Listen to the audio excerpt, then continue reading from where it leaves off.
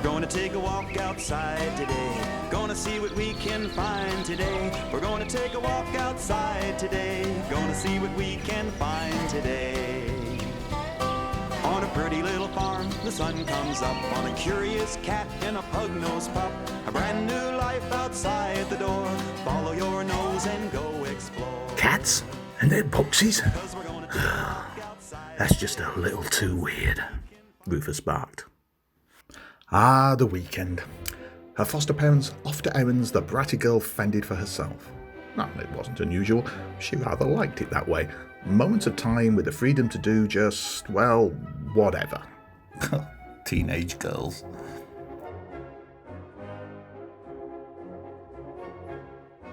Wahoo! Cat in the box! Cat in the box! Young Milo piped giddily, playing inside, well, a box. Otis, however, had some other thoughts on the matter. Stop! He shouted. Get out of the box at once, Milo!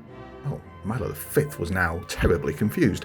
He was rather enjoying the box, whose arrival also signified the arrival of a new yard ornament just a few days before. What's the matter, escape artist? Otis narrowed his eyes at the cat. He spoke with purpose. The box. Nothing good will come of it. Trust me. Getting up? Well, that was the first part of the equation. Or any daily equation, really. Oh yes, how the bratty girl did love her cereal. The ritual, unchanged. Game way, foes! Way! Charlotte shouted, suddenly accosting poor Milo the Fifth. The bratty girl didn't even notice. She merely went to take her seat. Just like that, it seemed the bratty girl couldn't keep up the facade any longer. Oh, she had tried. Her foster parents had tried to give her the space she needed too, but she just couldn't maintain it any longer. Oh dear, Otis barked. Animals, assemble, the bratty girl needs us. And she did. As she continued to sob, the animals did their best to mitigate her sorrows.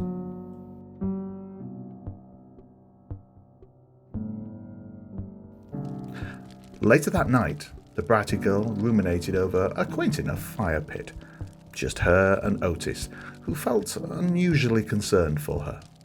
Oh, do you want lap duty, bratty girl? He asked, knowing there would be no response.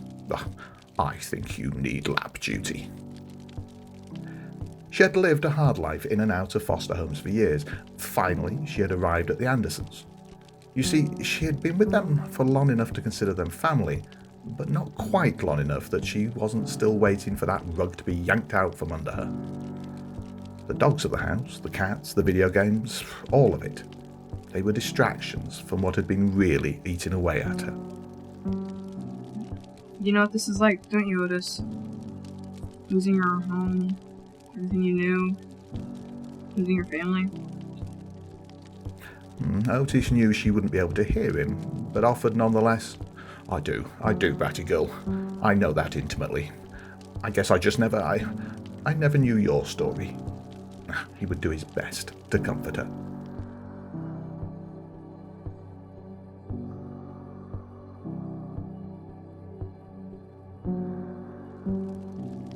I'm not saying we're besties.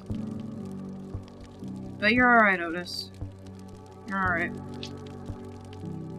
As are you, bratty girl, Otis replied. As are you. Family. And the once great fire continued to burn itself out. Burn, burn, and burn.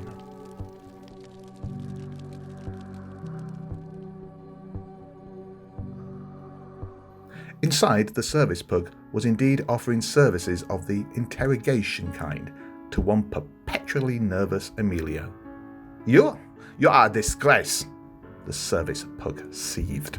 Tell me, am I the only one to see this? What? See what? Emilio slurped. You and Otis got on the same walks with the masters. Have you not both noticed the same car has been parked up the hill? Well, for several days now, with the same human watching this house. What are you talking about? Said Emilio. That is it then, Emilio. Ignorance it is then. Oh, it is time to re-educate you. And with that, she advanced on him. Oh dear, dear, dear. Now, while her conduct would seem perhaps uncouth, the service pug wasn't actually incorrect. Well, that friggin' settles it.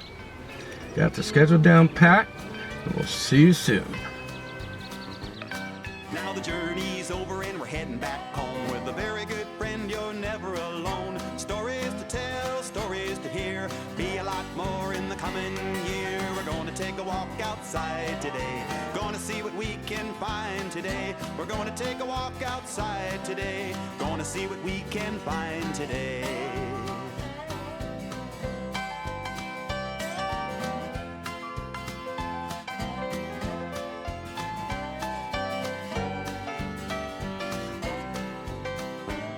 Saw a fox and an owl and a turtle and a bear. Different animals everywhere. What do you think, Bratty Girl? Is it me? Otis said to his new friend, trying to cheer her up anew. Do I seem capable of rendering service? Does it make me look fat? You tell me, right? The Bratty Girl would have a good laugh at it. No, just no.